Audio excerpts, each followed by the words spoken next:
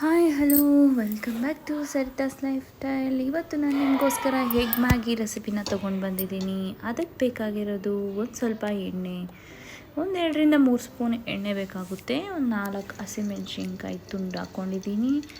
ಆಮೇಲೆ ಇದನ್ನು ಸ್ವಲ್ಪ ಫ್ರೈ ಮಾಡ್ಕೊಳ್ಳೋಣ ಎಣ್ಣೆಯಲ್ಲಿ ಹಸಿ ಸ್ಮೆಲ್ ಹೋಗೋವರೆಗೂ ಫ್ರೈ ಮಾಡಿಕೊಂಡು ಆಮೇಲೆ ಇದಕ್ಕೆ ನಾವು ಈರುಳ್ಳಿನ ಸೇರಿಸ್ಕೊಳ್ಳೋಣ. ಈರುಳ್ಳಿ ನಾನು ತೊಗೊಂಡಿದ್ದೀನಿ, ಒಂದು ಈರುಳ್ಳಿ ಕಟ್ ಮಾಡ್ಕೊಂಡಿದ್ದೀನಿ. ನಾನು ಒಂದು ಈರುಳ್ಳಿ ಹಾಕ್ಕೊಂಡು ಅದನ್ನು ಫ್ರೈ ಮಾಡ್ಕೊಳ್ತೀನಿ. ಈಗ ಈ ಎಗ್ ಮ್ಯಾಗಿ ಮಾಡೋದು ತುಂಬ ಈಸಿ. ಫಸ್ಟು ನಾವು ಇದಕ್ಕೆ ರೆಡಿ ಮಾಡ್ಕೋಬೇಕಾಗಿರೋದು ಎಗ್ ಬುರ್ಜಿನ. ಇದನ್ನು ಎಗ್ ಬುರ್ಜಿನ ಮಾಡ್ಕೊಂಡ್ಮೇಲೆ ನಾವು ಒಂದು ಮ್ಯಾಗಿನ ಸೇರಿಸ್ಕೋಬೇಕಾಗುತ್ತೆ. ಈ ಈರುಳ್ಳಿನ ಫ್ರೈ ಮಾಡ್ಕೊಂಡ್ಬಿಡೋಣ ಚೆನ್ನಾಗಿ. ಇದು ಹೇಗೆ ಫ್ರೈ ಆಗಬೇಕು ಅಂದರೆ ಕಂದು ಬಣ್ಣ ಬರೋವರೆಗೂ ಫ್ರೈ ಆಗಬೇಕು.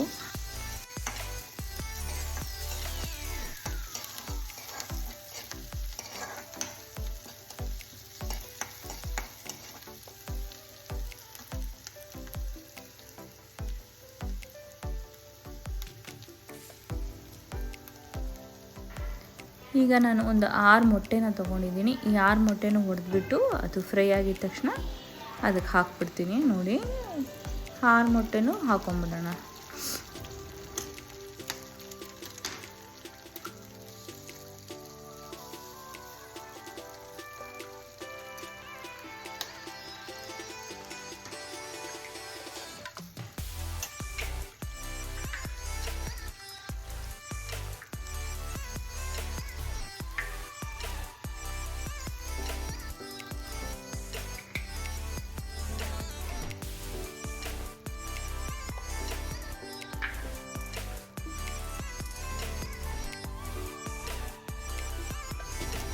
ಈಗ 6 ಮೊಟ್ಟೆನೂ ಹಾಕ್ಕೊಂಡಿದ್ದಾಯಿತು. ಈಗ ಅದನ್ನು ತಿರ್ಸ್ಕೊಳ್ಳೋಣ.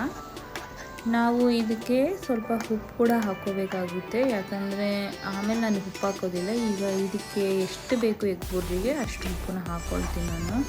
ಇದನ್ನು ಸ್ವಲ್ಪ ಫ್ರೈ ಮಾಡಿಕೊಂಡು ಆಮೇಲೆ ಉಪ್ಪು ಹಾಕ್ಕೊಳ್ಳೋಣ. ನೋಡಿ, ಇದು ಚೆನ್ನಾಗಿ ತಿರ್ಸ್ಬೇಕು, ಇಲ್ಲಾಂದರೆ ತಳ ಅಂಟ್ಬಿಡುತ್ತೆ ಅದು. ಅದಕ್ಕೆ ಸ್ಲೋ ಮಾಡಿಕೊಂಡು ಅದನ್ನು ತಿರ್ಸ್ಬೇಕಾಗುತ್ತೆ ನೀವು.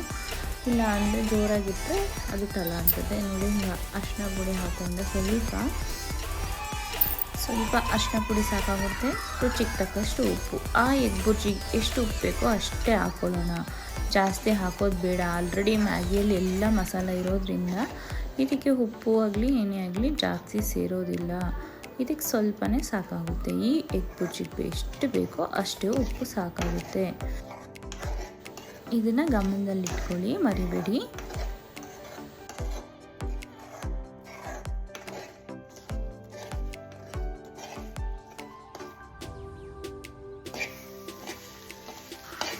ಈಗ ನೋಡಿ, ಆಲ್ಮೋಸ್ಟ್ ಈ ಥರ ಫ್ರೈ ಆಗ್ತಾ ಬಂದಿದೆ. ಇನ್ನೊಂದು ಸ್ವಲ್ಪ ಹೊತ್ತು ತಿರ್ಸ್ಕೊಂಡ್ರೆ ಸಾಕು, ಅದು ಫುಲ್ಲು ಎಗ್ ಬುರ್ಜಿ ಸ್ಟೈಲಿಗೆ ಬಂದುಬಿಡುತ್ತೆ. ಇದನ್ನು ತಿರ್ಸ್ತಾನೇ ಇರಬೇಕು, ಕೈ ಬಿಟ್ಟರೆ ಅದು ತಳ ಅಂಟೋ ಚಾನ್ಸಸ್ ಇರುತ್ತೆ. ಇದನ್ನು ತಿರ್ಸ್ಕೊಳ್ತಾನೆ ಇರಿ, ಕೈ ಆಡಿಸ್ತಾನೆ ಇರಬೇಕು ಅದರಲ್ಲಿ, ಇಲ್ಲಾಂದರೆ ಅದು ತಳ ಅಂಟಿಬಿಡುತ್ತೆ, ಟೇಸ್ಟೇ ಚೇಂಜ್ ಆಗಿಬಿಡುತ್ತೆ. ಹಾಗಾಗಿ ಇದಕ್ಕೆ ಸ್ವಲ್ಪ ಟೈಮ್ ಕೊಟ್ಟು ತಳ ಹಿಡಿದಿರೋ ಥರ ತಿರ್ಸ್ಕೋಬೇಕು. ಈಗ ಸ್ವಲ್ಪ ಕೊತ್ತಂಬರಿ ಕೂಡ ಹಾಕ್ಕೊಬಿಡ್ತಿದ್ದೀನಿ ನಾನು ಇದಕ್ಕೇ.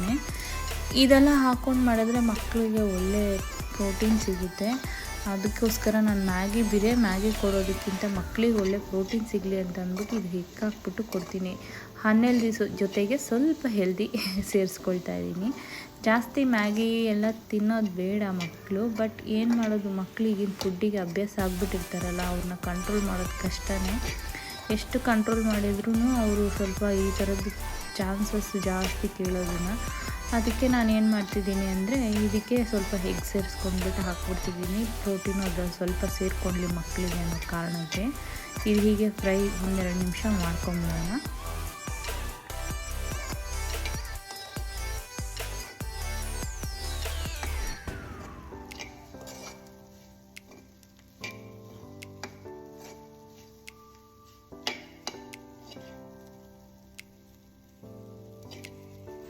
ನೋಡಿ, ಈಗ ಇದು ಫ್ರೈ ಆಗಿದೆ.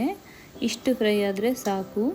ಈಗ ಸ್ಟವ್ ಕಮ್ಮಿ ಮಾಡ್ಕೊಂಡ್ಬಿಟ್ಟು ಇದನ್ನು ಈಗ ನಾನು ಏನು ಮಾಡ್ತೀನಿ ಅಂದರೆ ಒಂದು ಬೇರೆ ತಟ್ಟೆಗೆ ಟ್ರಾನ್ಸ್ಫರ್ ಮಾಡ್ಕೊಂಡ್ಬಿಡ್ತೀನಿ. ಇಲ್ಲ ಅಂತಂದರೆ ಅದೇ ಬಾಣಲಿಲೂ ಮಾಡ್ಬೋದು, ಬೇರೆ ಬಾಣಲಿಲೂ ಮಾಡ್ಬೋದು. ಈಗ ನಾನು ಬೇರೆ ಬಾಣಲಿ ಇಟ್ಕೊಳ್ತಿದ್ದೀನಿ ಈಗ ಮ್ಯಾಗಿ ಮಾಡೋದಕ್ಕೋಸ್ಕರ. ಈಗ ಇದಕ್ಕೆ 2 ಗ್ಲಾಸ್ ನೀರು ಹಾಕ್ಕೊಂಡ್ಬಿಡೋಣ. ಎರಡು ಗ್ಲಾಸ್ ಸಾಕಾಗೋದಿಲ್ಲ, 4 ಮ್ಯಾಗಿ ಹಾಕ್ತೀನಿ ನಾನು. ಹಂಗಾಗಿ 2.5 ಗ್ಲಾಸಸ್ ನೀರು ಹಾಕ್ಕೊಳ್ತೀನಿ. ನಿಮಗೆ ಹೇಗೆ ನೋಡ್ಕೊಂಡು ಮಾಡಿ, ನೀವೆಷ್ಟು ಮ್ಯಾಗಿ ಹಾಕ್ಕೊಳ್ತೀರೋ ಅದ್ರ ಮೇಲೆ ಡಿಪೆಂಡ್ ಮಾಡ್ಕೊಂಡು ನೀರು ಹಾಕ್ಕೊಳ್ಳಿ. ಮ್ಯಾಗಿ ಮಾಡಿ ಯೂಶ್ವಲಿ ಹೆಂಗೆ ಮ್ಯಾಗಿ ಮಾಡ್ತೀರೋ ಹಂಗೆ ಮಾಡೋದು. ಅದಕ್ಕೆ ನೀರು ಮಾತ್ರ ನಿಮ್ಮ ಮೇಲೆ ಡಿಪೆಂಡ್, ಯಾಕಂದರೆ ನೀವೆಷ್ಟು ಮ್ಯಾಗಿ ಹಾಕ್ತೀರೋ ಅದ್ರ ಮೇಲೆ ಡಿಪೆಂಡ್ ಆಗುತ್ತೆ. ಈಗ ನಾನು ಅದಕ್ಕೆ ಮ್ಯಾಗಿ ಪೌಡ್ರನ್ನ ಕೂಡ ಸೇರಿಸ್ಕೊಳ್ತೀನಿ. ನೀರು ಸ್ವಲ್ಪ ಬಿಸಿಯಾಗಿದೆಯಲ್ಲ, ಅದಕ್ಕಾಗಿ ಮ್ಯಾಗಿ ಪೌಡ್ರನ್ನ ಫಸ್ಟು ಸೇರಿಸ್ಕೊಂಬಿಟ್ಟು ಆಮೇಲೆ ಮ್ಯಾಗಿನ ಹಾಕೋಬೇಕು. ಇಲ್ಲ ಮ್ಯಾಗಿನ ಹಾಕ್ಕೊಂಬಿಟ್ಟು ಪೌಡ್ರು ಸೇರಿಸಿದ್ರೆ ಅದು ಒಂದೊಂದು ಕಡೆ ಜಾಸ್ತಿ ಹಂಗಂಗೆ ಅಂಟ್ಕೊಂಡ್ಬಿಡುತ್ತೆ, ಅದನ್ನು ತಿರ್ಸ್ಕೊಂಡು ಕುತ್ಕೋಬೇಕು ಕೆಲಸ. ಅದೇ ಪೌಡ್ರು ನೀರಲ್ಲಿ ಬೆರೆತ್ಕೊಂಡ್ಬಿಟ್ರೆ ಆಮೇಲೆ ಮ್ಯಾಗಿನ ಹಾಕಿದರೆ ಅದು ನೀಟಾಗಿ ಮಿಕ್ಸ್ ಆಗುತ್ತೆ. ಅದಕ್ಕೋಸ್ಕರ ನಾನು ಫಸ್ಟು ಪೌಡ್ರನ್ನ ಸೇರಿಸ್ಕೊಂಡ್ಬಿಡ್ತೀನಿ. ಈಗ ನಾನು ಮ್ಯಾಗಿನ ಹಾಕ್ಕೊಂಡ್ಬಿಡ್ತೀನಿ. ಮ್ಯಾಗಿನ ನಾನು ಕಟ್ ಮಾಡಿ ಹಾಕ್ಕೊಳ್ತೀನಿ, ಯಾಕಂದರೆ ಇದು ನೂಡಲ್ಸ್ ಥರ ಉದ್ದುದಕ್ಕಿದ್ರೆ ಮೊಟ್ಟೆ ಜೊತೆಗೆ ತಿನ್ನೋದು ಸ್ವಲ್ಪ ಕಷ್ಟ ಆಗುತ್ತೆ ಅಂತ ಸ್ವಲ್ಪ ನಾನು ಅದನ್ನು ಕಟ್ ಮಾಡೇ ಹಾಕ್ಕೊಳ್ತೀನಿ. ಹಾಗಾಗಿ ಹಾಕ್ಕೊಳ್ಳೋದಿಲ್ಲ. ಮಕ್ಳಿಗೂ ತಿನ್ನೋದಕ್ಕೆ ಈಸಿ ಇರುತ್ತೆ, ನಮಗೂ ತಿನ್ನೋದಕ್ಕೆ ಈಸಿ ಇರುತ್ತೆ. ಇದಕ್ಕೆ 4 ಸ್ಪೂನ್ ಏನು ಬೇಕಾಗೋದಿಲ್ಲ, ನಾರ್ಮಲ್ ಸ್ಪೂನಲ್ಲೇ ತಿನ್ಕೋಬೋದು. ಹಾಗಾಗಿ ನಾನು ಮಾಡ್ತೀನಿ. ಅದು ಮಾಡ್ತಾನೆ ನಾನು ಇನ್ನೊಂಚೂರು ಉದ್ದ ಇರುವಂಥ ಮ್ಯಾಗಿನ ಕೂಡ ಕಟ್ ಮಾಡ್ಕೊಂಬಿಡ್ತೀನಿ. ಈಗ ಇದು ಸ್ವಲ್ಪ ಹೊತ್ತು ಕುದೀಲಿ, ಅಲ್ಲಿವರೆಗೂ ಹಾಗೆ ಬಿಟ್ಬಿಡೋಣ.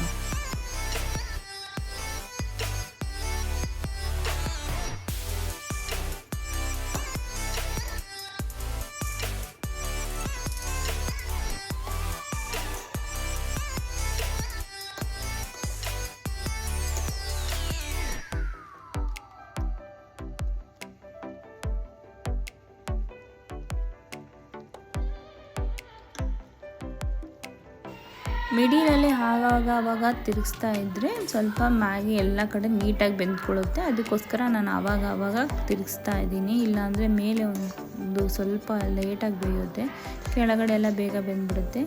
ನೀರು ಕಮ್ಮಿ ಆಗ್ತಾ ಇದು ಕೂಡ ತಳ ಹಿಡಿಯುತ್ತೆ. ಸೊ ಹಾಗಾಗಿ ಆವಾಗ ತಿರುಗಿಸ್ತಾ ಇರೋದ್ರಿಂದ ಈ ಥರ ಪ್ರಾಬ್ಲಮ್ಸ್ ಏನೂ ಬರೋದಿಲ್ಲ.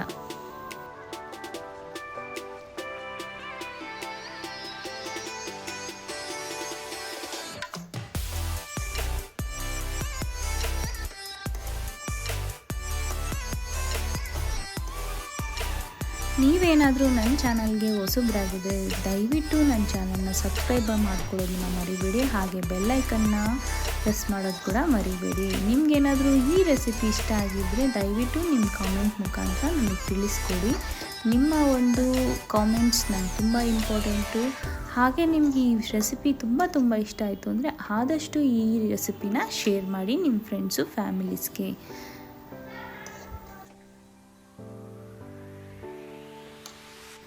ನೋಡಿ ಹೀಗಾಗೋಗಿದೆ ಈ ಮ್ಯಾಗಿ. ಇದಕ್ಕೆ ಮೊಟ್ಟೆ ನಾವು ಎಗ್ ಬುರ್ಜಿ ಮಾಡ್ಕೊಂಡಿದ್ವಲ್ಲ ಅದನ್ನು ಸೇರಿಸ್ಕೊಂಡ್ಬಿಡೋಣ. ಅದನ್ನು ಸೇರಿಸ್ಕೊಂಡು ಇದು ಎರಡೂ ಸೇರಿ 2 ನಿಮಿಷ ಹೋದವರೆಗೂ ಸ್ಲೋವಲ್ಲಿ ಇಟ್ಕೊಂಡು ಇದನ್ನು ಸ್ಟವ್ನ ಇವಾಗ ಅದನ್ನು ತಿರ್ಸ್ಕೊಳ್ಳೋಣ. ಹೈಯಲ್ಲಿ ಇಟ್ಕೊಬಿಡಿ ಸ್ಟವ್ನ, ಸ್ಲೋವಲ್ಲಿ ಇಟ್ಕೊಳ್ಳಿ. ಮೀಡಿಯಮಾಗಿ ಇಟ್ಕೊಂಡ್ರೂ ಪರವಾಗಿಲ್ಲ, ಬಟ್ ಸ್ಲೋವಲ್ಲಿ ಇಟ್ಕೊಳ್ಳಿ. ಇದನ್ನು ಚೆನ್ನಾಗಿ ತಿರ್ಸ್ಬಿಟ್ಟು ಅದು ಮಸಾಲೆ ಜೊತೆಗೆ ಎಗ್ಗು ಕೂಡ ಹೊಂದ್ಕೋಬೇಕು, ಅಲ್ಲಿವರೆಗೂ ತಿರ್ಸ್ಕೊಳ್ಳೋಣ. ಮಸಾಲ ಮತ್ತು ಎಗ್ಗು ಮ್ಯಾಗಿ 3 ಒಂದಾಗಬೇಕು, ಅಲ್ಲಿವರೆಗೂ ತಿರ್ಸ್ಕೊಳ್ಳೋಣ. ಇದನ್ನು ಚೆನ್ನಾಗಿ ತಿರ್ಗಿಸ್ಕೊಂಡ್ಮೇಲೆ ನಾವು ಏನು ಮಾಡಬೇಕು ಅಂದರೆ ಒಂದು ಸರ್ವಿಂಗ್ ಬೌಲಿಗೋ ಅಥವಾ ತಟ್ಟೆಗೆ ಹಾಕ್ಕೊಂಡು ಬ್ಯಾಟಿಂಗ್ ಸ್ಟಾರ್ಟ್ ಮಾಡಬೇಕು. ಈಗ ಇದು ಹಾಕ್ತಾ ಬಂದಿದೆ ಆಲ್ಮೋಸ್ಟು. ಇದನ್ನು ತಿರುಗಿಸಿ ಹಾಕಿದ ಮೇಲೆ ಮಕ್ಕಳಿಗೆ ನಾನು ಕೊಡ್ತೀನಿ ಊಟ ತಿನ್ನೋದಕ್ಕೆ. ಬೆಳಗಿನ ಬ್ರೇಕ್ಫಾಸ್ಟ್ಗಾದರೂ ಮಾಡ್ಬೋದು, ಈವ್ನಿಂಗ್ ಸ್ನ್ಯಾಕ್ಸ್ ಥರ ಆದರೂ ಮಾಡ್ಕೊಂಡು ತಿನ್ಬೋದು. ಯಾವಾಗ ಮ್ಯಾಗಿ ತಿನ್ನಬೇಕು ಅನಿಸುತ್ತೋ ಮಕ್ಕಳಿಗೆ ಈ ಥರ ಮಾಡಿಕೊಡಿ, ಅವರು ಕೂಡ ಹೆಲ್ದಿಯಾಗಿರುತ್ತೆ. ಅದ್ರ ಜೊತೆಗೆ ಅನ್ಹೆಲ್ದಿ ಹೇಗಿದ್ರು ಇವಾಗ ಸಿಗೋ ಫುಡ್ಡಲ್ಲೆಲ್ಲ ಅನ್ಹೆಲ್ದಿನೇ ಇರೋದು. ನಾವು 100% ಹೆಲ್ದಿ ಕೊಡ್ತೀವಿ ಅಂದರೆ ಯಾರೂ ತಿನ್ನೋಕ್ಕಾಗೋದೇ ಇಲ್ಲ. ಇರೋದ್ರಲ್ಲೇ ನಾವು ಹೆಲ್ದಿ ಆಗಿ ಮಕ್ಕಳಿಗೆ ಹೇಗೆ ಮಾಡಿಕೊಡ್ಬೇಕು ಅನ್ನೋದನ್ನು ನಾವು ತಿಳ್ಕೊಂಡ್ರೆ ಸಾಕು. ಸ್ವಲ್ಪ ಮಕ್ಕಳ ಹೆಲ್ತ್ ಬಗ್ಗೆನೂ ನಮಗೆ ಕಾಳಜಿ ಸಿಗುತ್ತೆ. ಅದಕ್ಕೆ ನಾನು ಹೇಳೋದು, ಯಾವುದೇ ಒಂದು ಮಾಡಿದ್ರು ಅದರಲ್ಲಿ ನಾವು ಎಷ್ಟು ಹೆಲ್ದಿಯಾಗಿರೋ ಫುಡ್ಡು ಸೇರ್ಸೋಕ್ಕಾಗುತ್ತೋ ಮಕ್ಕಳಿಗೋಸ್ಕರ ಅಷ್ಟು ಹೆಲ್ದಿ ಫುಡ್ಡು ಸೇರಿಸೋದು ತುಂಬ ಇಂಪಾರ್ಟೆಂಟ್ ಆಗುತ್ತೆ. ಈಗ ಇದು ರೆಡಿ ಆಗಿದೆ. ಈಗ ಇದನ್ನು ನಾನು ಸ್ಟವ್ ಆಫ್ ಮಾಡ್ಕೊಂಡು ಬಿಡ್ತೀನಿ. ನಾನು ನೋಡಿ ಎಷ್ಟು ಚೆನ್ನಾಗಾಗಿದೆ, ಉದ್ರಿಗೂ ಇದೆ ಮತ್ತು ರೆಡಿ ಕೂಡ ಆಗಿದೆ. ಬಿಸಿ ತಿಂದರೆ ಇದ್ರದ್ದು ಮಜಾ ಯಾವಾಗ್ಲೂ. ತಣ್ಣಗಾದ್ಮೇಲೆ ತಿಂದರೆ ಅದು ಅಷ್ಟು ಮಜಾ ಬರೋದಿಲ್ಲ. ಅದಕ್ಕೆ ಆಗಿದ ತಕ್ಷಣ ತಿಂದ್ಬಿಡಿ, ಇದೊಂದು ಸಜೆಷನ್ ನಂದು. ತಣ್ಣಗಾದ್ಮೇಲೆ ಟೇಸ್ಟೇ ಬೇರೆ ಆಗೋಗುತ್ತೆ. ಈಗ ನನ್ನ ಮ್ಯಾಗಿ ರೆಡಿಯಾಗಿದೆ. ನಾನಿವಾಗ ತಟ್ಟೆಗೆ ಹಾಕ್ಬಿಟ್ಟಿದ್ದೀನಿ ನೋಡಿ.